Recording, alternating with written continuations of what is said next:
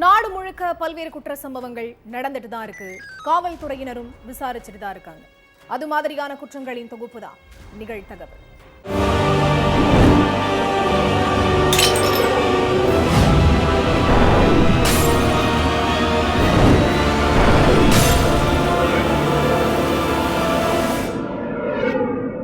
நிகழ்தகவு. பெட்ரோல் பங்கில் வேலை செய்து கொண்டிருந்த கேஷியர் திடீரென ஆயுதங்களுடன் வெட்ட பாய்ந்த இளைஞர்கள் சில நொடிகளில் கத்தியால் ஆக்ரோஷமாக குத்திவிட்டு தப்பி ஓட்டம். கேஷியரை காட்டு மிராண்டித்தனமாக குத்தி கொன்றது யார்? இரவில் நடந்த கொடூர சம்பவத்தின் பகீர் பின்னணி என்ன?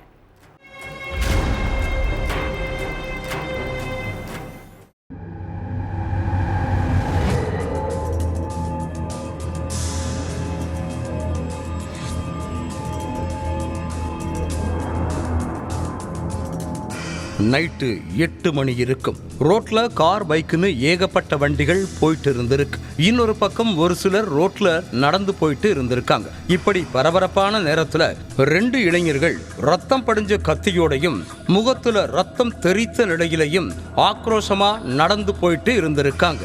இதை பார்த்த மக்கள் அதிர்ந்து போய் நின்றனர். இளைஞர்கள் சிலர் அந்த நபர்கள் கிட்ட போய் என்னாச்சு ஏதாச்சுன்னு கேட்போம்னு நினைச்சிருக்காங்க. ஆனா அந்த 2 பேரும் பார்க்கறதுக்கே பயங்கரமா இருந்ததால யாரும் அவங்க கிட்டையும் போகல, பேச்சும் கொடுக்கல.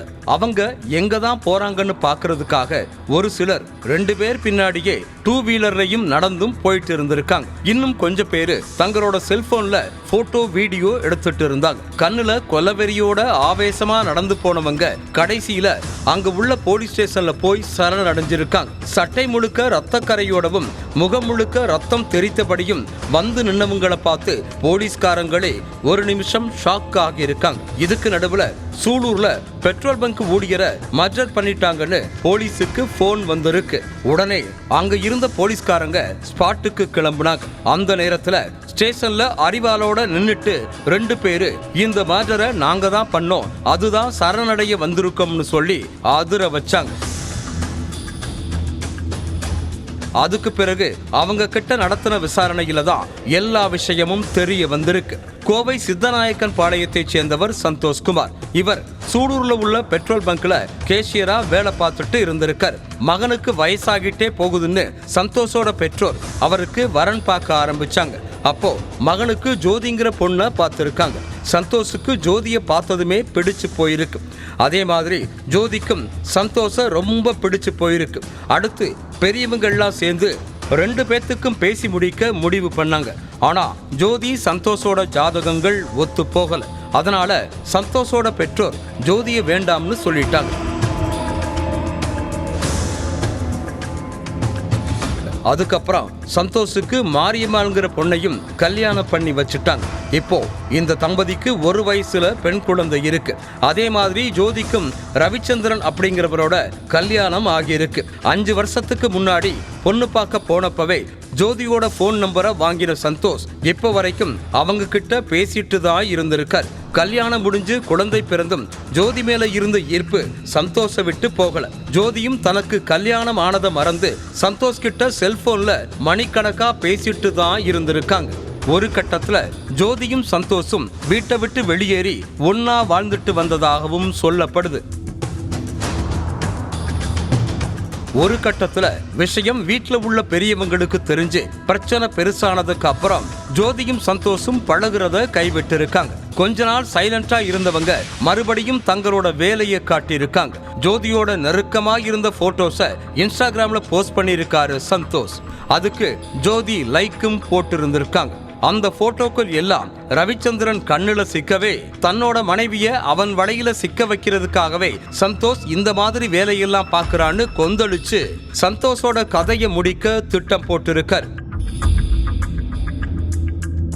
சம்பவத்தன்னைக்கு சந்தோஷ் பெட்ரோல் பங்க்ல வேலை பார்த்துட்டு இருந்திருக்கார். அப்போ அங்க தன்னோட ஃப்ரெண்டு நவீன்குமாரோட போன ரவிச்சந்திரன் மறைச்சு வச்சிருந்த கத்தியை எடுத்து சந்தோஷோட வயிற்றுலையும் கழுத்துலையும் வெறித்தனமா குத்திருக்காங்க. அவங்க கிட்ட இருந்து தப்பிக்கிறதுக்காக சந்தோஷ் உயிரை கையில பிடிச்சிட்டு தலை தெறிக்க ஓடி இருக்காரு. ஆனா விடாம துரத்துன ரவிச்சந்திரனும் நவீன்குமாரும் அவரை சுத்து போட்டு கத்தியால குத்தி துடிக்க துடிக்க கொலை பண்ணிட்டு நேரா ஸ்டேஷனுக்கு போய் சரணடைஞ்சிருக்காங்க. ரவிச்சந்திரன் நவீன்குமார் கொடுத்த வாக்குமூலத்தை வச்சு சம்பவம் நடந்த இடத்துக்கு போன போலீஸ் சந்தோஷோட சடலத்தை போஸ்ட்மார்ட்டத்துக்கு அனுப்பி வச்சாங்க. அதுக்கு பிறகு கொலையாளிகள் 2 பேர் மேலையும் மர்டர் கேஸ் ஃபைல் பண்ணி சிறையில தள்ளிட்டாங்க. புதருக்குள் நிர்வாணமாக உயிரிழந்து கிடந்த 9 வயது சிறுமி சடலத்தை பார்த்து கதி கலங்கி நின்ற தூய்மை பணியாளர்கள். தசரா விழாவில் பொம்மைகளை விற்ற அப்பாவி சிறுமியை சீரழித்து கொலை செய்த அதிபயங்கரம். காம சைக்கோவை போலீசார் தட்டி தூக்கியது எப்படி? ஏற்கனவே குண்டாஸ் பாய்ந்த கொடூரனை போலீசார் கண்காணிக்காமல் விட்டது ஏன்?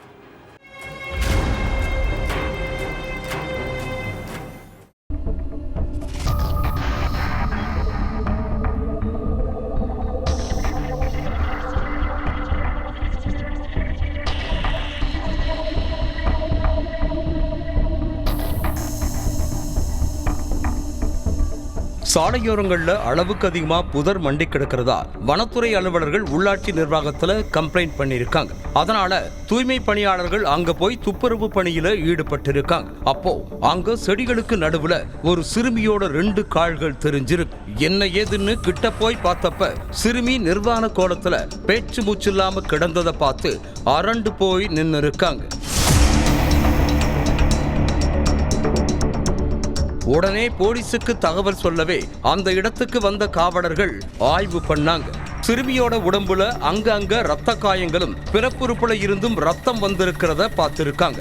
இதையெல்லாம் கவனிச்ச போலீஸ்காரங்க வேகமா சிறுமியை மீட்டு ஹாஸ்பிட்டலுக்கு கூப்பிட்டு போனாங்க. ஆனா சிறுமியை பரிசோதனை பண்ணி பார்த்த மருத்துவர்கள் சிறுமி ஏற்கனவே உயிரிழந்துட்டதா சொல்லியிருக்காங்க.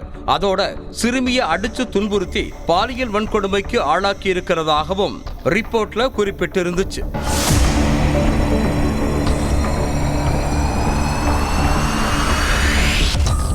அடுத்து சிறுமி யாரு, அவங்கள யாரு இப்படி பண்ணதுன்னு விசாரிக்க ஆரம்பிச்சாங்க. ஏராளமான மக்கள் குடியிருக்கிற ஏரியாவுல சிறுமிய பாலியல் வன்கொடுமை செஞ்சு துடிக்க கொண்டது யாருங்கிறத கண்டுபிடிக்க புலன் விசாரணையில இறங்குனாங்க.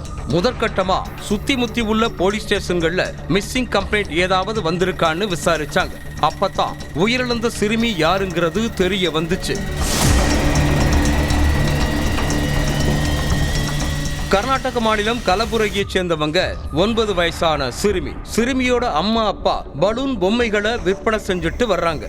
இந்த சூழல்ல மைசூருல நடந்த தசரா விழாவுக்காக பலூன் பொம்மைகளை விற்கிறதுக்காக குடும்பத்தோட வந்தவங்க தொட்டகரை மைதானத்துல உள்ள தற்காலிக கூடத்துல தங்கி இருந்திருக்காங்க. பகல் நேரங்கள்ல விற்பனையை முடிச்சுட்டு இரவு நேரங்கள்ல தற்காலிக கூடத்துல ஓய்வு எடுத்துட்டு இருந்தாங்க.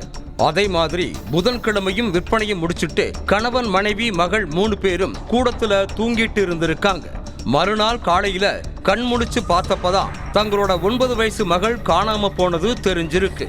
மகளை பல இடங்கள்ல தேடி பார்த்தும் கிடைக்காததால போலீஸ்ல கம்ப்ளைண்ட் பண்ணிருக்காங்க பெற்றோர். அந்த புகார் அடிப்படையில போலீஸ் காணாம போன சிறுமியை தேடிட்டு இருந்த நேரத்துல தான் அதே ஏரியாவில் உள்ள புதர்கிட்ட ஒரு சிறுமியோட சடலத்தை போலீஸ் கைப்பற்றினாங்க. இது காணாம போனதா சொல்லப்படுற 9 வயசு சிறுமியா இருக்குமோங்கிற சந்தேகத்துல காவலர்கள் சிறுமியோட பெற்றோரை நேர்ல அழைச்சிட்டு வந்து சடலத்தை காட்டியிருக்காங்க. அப்போ இது என் மகள் தான், என் மகளை யாரு இப்படி பண்ணதுன்னு கேட்டு கதறி அழுது இருக்காங்க. பாலியல் வன்கொடுமை செய்யப்பட்டிருக்கிறது 9 வயசு சிறுமிதாங்கிறத உறுதிப்படுத்தின போலீஸ் அதுக்கப்புறம் அவங்கள பாலியல் வன்கொடுமை செஞ்சு கொடூரமா கொலை பண்ணது யாருன்னு கண்டுபிடிக்க தீவிர தேடுதல் வேட்டையில இறங்குனாங்க. சிறுமியோட சடலம் மீட்கப்பட்ட இடத்துல இருந்த சிசிடிவி கேமராக்களை ஒண்ணு விடாம அலசி ஆராய்ஞ்சாங்க.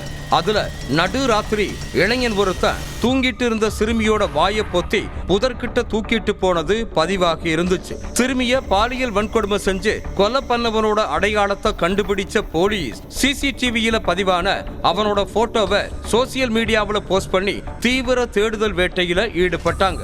இதுக்கு இடையில சிசிடிவியில தெரிஞ்ச இளைஞன் கொள்ளைகால் பகுதியில பதுங்கி இருக்கிறதா தகவல் கிடைச்சிருக்கு. அடுத்து ஸ்பாட்டுக்கு விரைஞ்ச போலீஸ் அவனை ரவுண்டு கட்டியிருக்காங்க.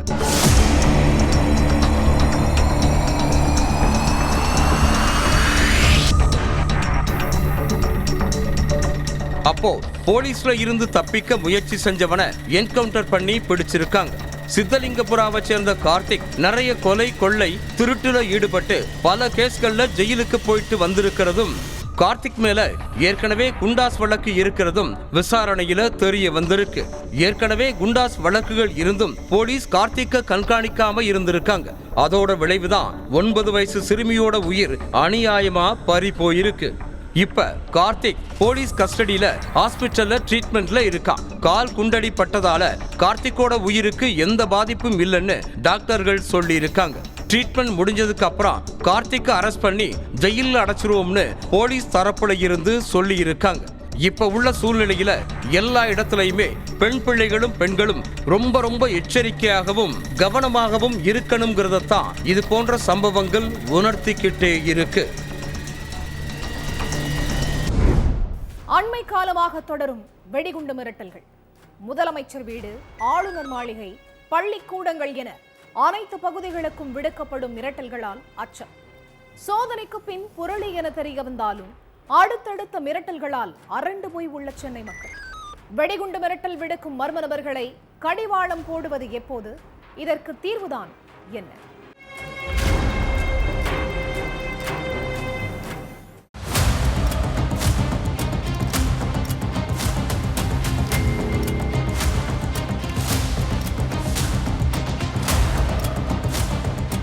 சமீப காலமா பிஞ்சு குழந்தைங்க படிக்கிற ஸ்கூல்ல இருந்து பெரிய விஐபிக்கள் அரசியல்வாதிகள் வசிக்கிற வீடுகள் வர தொடர்ந்து மெயில் மூலமாகவோ லெட்டர் மூலமாகவோ தொலைபேசி மூலமாகவோ வெடிகுண்டு மிரட்டல் விடுக்கப்பட்டு இருக்கிற சம்பவங்கள் அதிகரிச்சுட்டே தான் இருக்கு.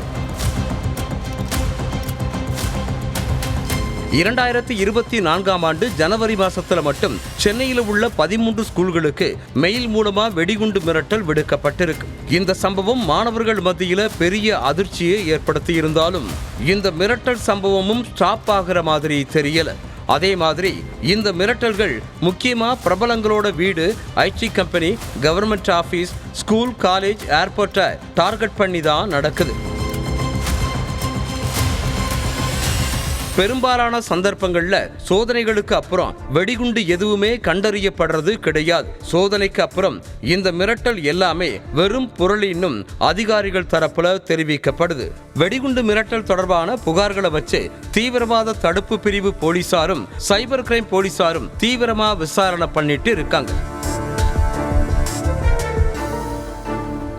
தீவிரவாத தடுப்பு பிரிவு போலீசாரோட விசாரணையில மிரட்டல் விடுக்கப்படுற மெயில்கள் எல்லாமே 95% மைக்ரோசாஃப்ட் நிறுவனத்தோட ஹாட்மெயில் மற்றும் அவுட்லுக் மெயில்களில் இருந்துதான் விடுக்கப்படுதுன்னு கண்டுபிடிச்சிருக்காங்க. அது மட்டும் இல்லாம மர்ம நபர்களால உருவாக்கப்படுற இந்த மெயில் ஐடி அதிகபட்சம் 7 நாட்களுக்குள்ள தானாகவே மறைஞ்சு விடுற வகையில வடிவமைக்கப்படுறதாகவும் கூறப்படுது.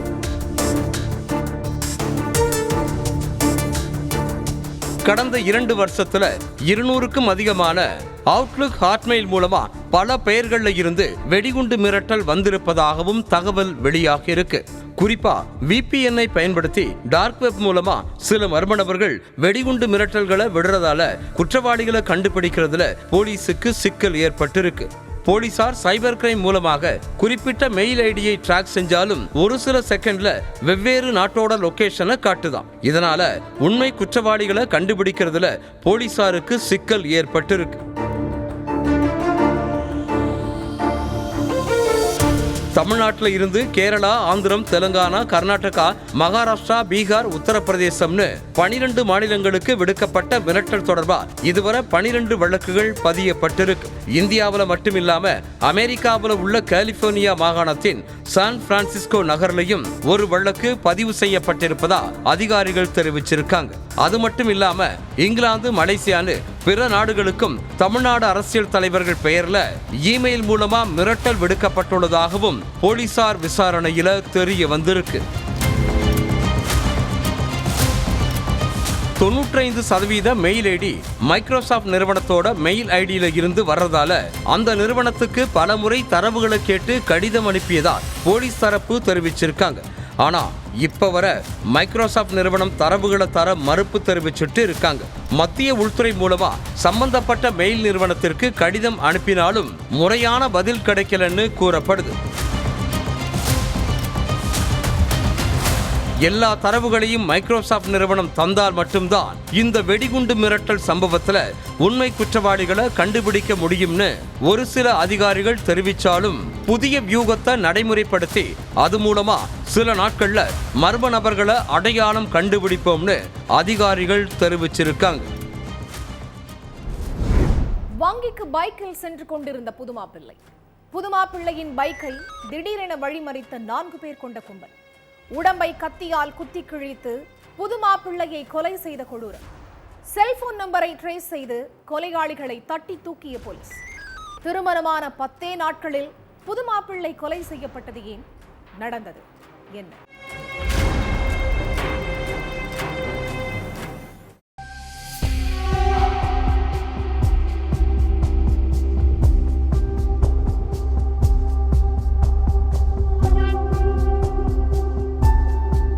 நண்பகல் 12 மணி இருக்கும்.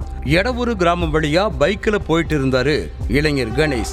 அப்போ அவரை திடீர்னு வழிமறிச்ச 4 பேர் கொண்ட கும்பல் கணேச சரமாரியா கத்தியால குத்தி உடம்பு கிழிச்சிருக்காங்க. இதுல ரத்த வெள்ளத்துல சுருண்டு விழுந்த கணேஷ் சம்பவ இடத்திலேயே துடிதுடிச்சு உயிரிழந்துட்டார். இந்த விஷயத்தை கேள்விப்பட்டு ஸ்பாட்டுக்கு வந்த போலீஸ் சடலத்தை மீட்டு போஸ்ட்மார்ட்டத்துக்கு அனுப்பி வச்சாங்க. அடுத்து கிராம மக்கள் கிட்ட கொலையாளிகளை பத்தி கேட்டிருக்காங்க போலீஸ். அதுக்கு உயிரிழந்த கணேஷுக்கு 10 நாளைக்கு முன்னாடி தான் கல்யாணம் ஆச்சு. இவங்க கல்யாணத்துக்கு பொண்ணு வீட்டு சைட்ல ரொம்ப எதிர்ப்பு தெரிவிச்சாங்க. ஒருவேளை அவங்க தான் இந்த கொலையை பண்ணிருக்கணும்னு கிராம மக்கள் சொல்லி இருக்காங்க. இந்த தகவலை அடிப்படையா வச்சு மனைவி கீர்த்தியோட பெற்றோர் வீட்டுக்கு போயிருக்காங்க போலீஸ். ஆனா கீர்த்தியோட அண்ணன் துர்காராவ் அங்க இல்ல. உடனே அவரோட செல்போன் நம்பரை ட்ரேஸ் பண்ணி விசாரிக்க ஆரம்பிச்சாங்க போலீஸ். அதுல செல்போன் சிக்னல் பக்கத்துல உள்ள கிராமத்தை காட்டியிருக்கு. உடனே ஸ்பாட்டுக்கு போன போலீஸ் நண்பர் வீட்டுல பதுங்கி இருந்த துர்காராவை பிடிச்சு விசாரிச்சிருக்காங்க.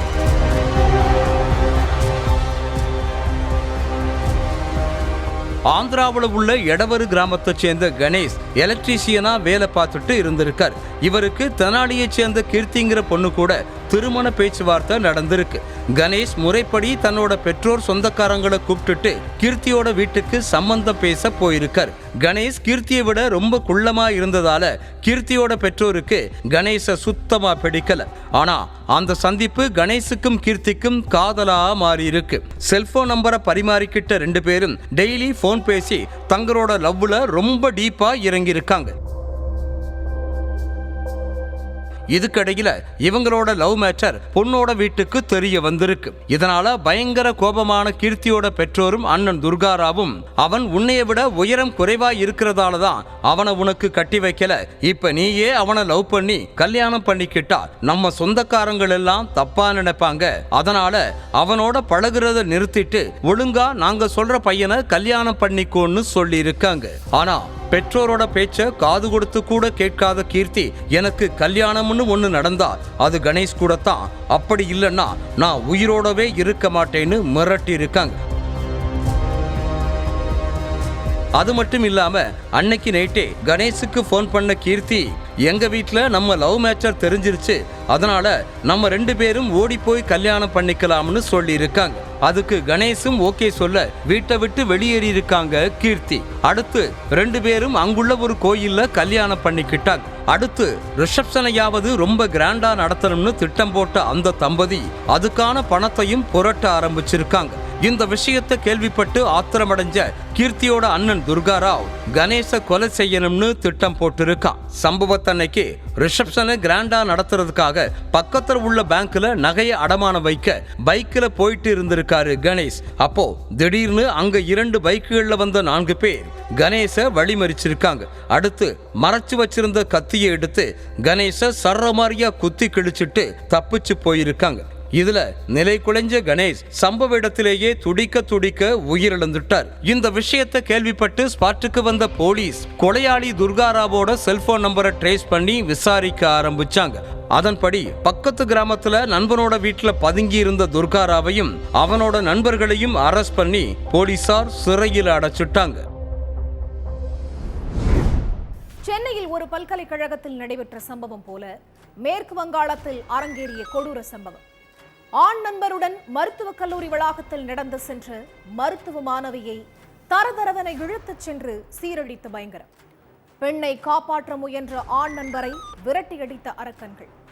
வலியால் கத்தி கதறியும் ஈவு இரக்கம் காட்டாமல் மிருகத்தனம். ஆர்ஜிகர் மருத்துவமனை பயங்கரத்தை தொடர்ந்து மேற்கு வங்கத்தை மீண்டும் உலுக்கிய அதிபயங்கரம். மருத்துவ மாணவியை நாசம் செய்த காட்டு மிராண்டி கும்பல் சிக்கியதா? காவல்துறை அதிகாரிகள் மேற்கொண்டுள்ள நடவடிக்கை என்ன?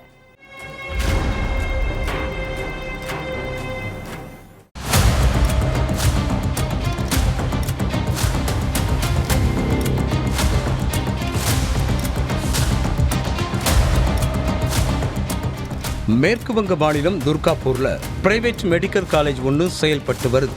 இங்க ஒடிசாவை சேர்ந்த மாணவி MBBS செகண்ட் இயர் படிச்சுட்டு வர்றாங்க. அந்த மாணவியும் அதே காலேஜில் படிச்சுட்டு வர மாணவனும் காதலிச்சுட்டு இருந்ததா சொல்லப்படுது. இவங்க 2 பேரும் வழக்கம் போல நைட்டு 8:30 மணிக்கு காலேஜ் பேக் சைடில் உள்ள ஹோட்டலுக்கு போய் சாப்பிட்டுட்டு மறுபடியும் காலேஜ் கேம்பஸ்க்குள்ள பேசிக்கிட்டே நடந்து போயிட்டு இருந்தாங்க. அப்போ திடீர்னு அங்க வந்த 5 பேர் கொண்ட கும்பல் காதலர்களை சர்றமாரியா அடிச்சிருக்காங்க. அதிலும் குறிப்பா காதலனை வெறித்தனமா அடிச்சு உதச்சிட்டு மாணவிய தரதரன்னு இழுத்துட்டு போய் பாலியல் வன்கொடுமை செஞ்சிருக்காங்க. ப்ளீஸ் என்ன விட்டுருங்கன்னு அந்த மாணவி கத்தி கதறி இருக்காங்க. ஆனா அப்பவும் மனமிறங்காத அந்த காம சைக்கோக்கள் ஈவு இரக்கமே இல்லாம மாணவிய பாலியல் வன்கொடுமை பண்ணி சின்னாபின்னமாக்குனதோட அவங்களோட செல்போனையும் பிடுங்கி வச்சுக்கிட்டு டார்ச்சர் பண்ணிருக்காங்க. அதோட இந்த விஷயத்தை வெளியில யாருக்கிட்டையாச்சும் சொன்னா கொலை பண்ணிடுவோம்னு மிரட்டிட்டு அங்கிருந்து எஸ்கேப் ஆகியிருக்கு அந்த அரக்க கும்பல். மகர டாக்டருக்கு படிக்க வச்சு பெரிய ஆளா ஆக்கணும்னு பல கனவுகளோட இருந்த மாணவியோட பெத்தவங்க மகளுக்கு நேர்ந்த கொடூரத்தை கேட்டதும் துடிச்சு போயிட்டாங்க. பாதிக்கப்பட்ட மாணவியும் அவங்க பெற்றோரும் தாக்குதலால காயமடைஞ்ச மாணவனும் கல்லூரி நிர்வாகத்துக்கிட்ட நடந்ததை சொல்லியிருக்காங்க. அதுக்கப்புறம் போலீஸ் ஸ்டேஷன்லையும் கம்ப்ளைண்ட் கொடுத்திருக்காங்க. எங்களோட பொண்ணை ஒரு டாக்டர் ஆகணும்னு கனவோட தான் இந்த காலேஜில் சேர்த்தோம். ஆனா அவளை இந்த கோணத்துல பாப்போம்னு கொஞ்சம் கூட நினைச்சு பார்க்கல. எங்க மகளுக்கு நியாயம் வேணும், எங்க பொண்ணுக்கு ஆன மாதிரி வேற எந்த பொண்ணுக்கும் நடக்கவே கூடாதுன்னு சொல்லி மாணவியோட அம்மாவும் அப்பாவும் கதறி அழுதுகிட்டே கம்ப்ளைண்ட் கொடுத்திருக்காங்க. புகாரை வாங்கின போலீஸ் காலேஜ் கேம்பஸ்குள்ள வச்சு இந்த சம்பவம் நடந்திருக்கதால அங்க படிக்கிற பசங்களையும் காலேஜை சுத்தி முத்தி இருக்கிறவங்களையும் விசாரணை வளையத்துக்குள்ள கொண்டு வந்திருக்காங்க. காலேஜ் கேம்பஸ்ல போதுமான CCTV கேமராக்கள் இல்லாததால குற்றவாளிகளை பிடிக்கிறது போலீஸுக்கு பெரும் சவாலா இருக்கு. மாணவி சொன்ன அங்க அடையாளங்களை வச்சு பாலியல் சைக்கோக்களை பிடிக்கிற வேலையில தீவிரமா ஈடுபட்டிருக்காங்க போலீஸ். கல்லூரி வளாகத்துல பெரும்பாலான இடங்கள்ல லைட்டுகள் எல்லாம் சரியா எரிகிறது இல்லைன்னும் அதனால நைட் ஆனாலே கேம்பஸ் ஃபுல்லா இருட்டா இருக்கிறதாகவும் ஒரு செக்யூரிட்டி கூட பாதுகாப்புக்கு இல்லைன்னும் மாணவ மாணவிகள்லாம் குற்றம் சாட்டி இருக்காங்க. கடந்த 2024 ஆகஸ்ட் 9ஆம் தேதி கொல்கத்தாவில் உள்ள ஆர்ஜிகர் மருத்துவமனையில் இரவு பணியில இருந்த பெண் பயிற்சி மருத்துவரை கொடூரமா பாலியல் வன்கொடுமை பண்ணி துடிக்க கொலை செஞ்ச சம்பவம் மாநிலத்தையே உலுக்கி இருந்துச்சு. ஒட்டுமொத்த மாநிலமே உயிரிழந்த பெண் மருத்துவருக்கு நியாயம் கேட்டு போராட்டத்துல குதிச்சதால மாநிலமே போராட்ட களமாகுச்சு. இந்த சம்பவம் மறைகிறதுக்குள்ள கொல்கத்தாவில் இருந்து 170 கிலோமீட்டர் தூரத்தில் உள்ள மெடிக்கல் காலேஜில் செகண்ட் இயர் படிச்சுட்டு இருந்த மருத்துவ மாணவிய அடிச்சு துன்புறுத்தி கூட்டு பாலியல் வன்கொடுமை பண்ணியிருக்க சம்பவம் மேற்கு வங்கத்தையே கொந்தளிக்க வச்சிருக்கு. இதே போல கடந்த சில மாதங்களுக்கு முன்னாடி சென்னையில உள்ள ஒரு பல்கலைக்கழகத்துல காதலனோட உட்கார்ந்து பேசிட்டு இருந்த மாணவிய பிரியாணி மாஸ்டர் ஞானசேகரன் இழுத்துட்டு போய் பாலியல் வன்கொடுமை பண்ணது மாநிலம் முழுவதுமே பேசுபொருளா மாறிடுச்சு. தனக்கு மாதவிடாய் காலம்னு சொல்லியும் அந்த காம சைக்கோ மாணவிய தன்னோட இச்சைக்கு பலிகடா ஆக்கி இருந்தான். மாணவிய நாசம் பண்ண காம கொடூரன் ஞானசேகரன் இப்போ ஆயுள் தண்டனையோட சிறையில கம்பி எண்ணிட்டு இருக்கான். ஒவ்வொரு குற்றங்களின் முடிவும் சட்டத்தின் கையில். விசாரணை தொடரும். பார்க்கலாம் அடுத்த நிகழ்தகவல்.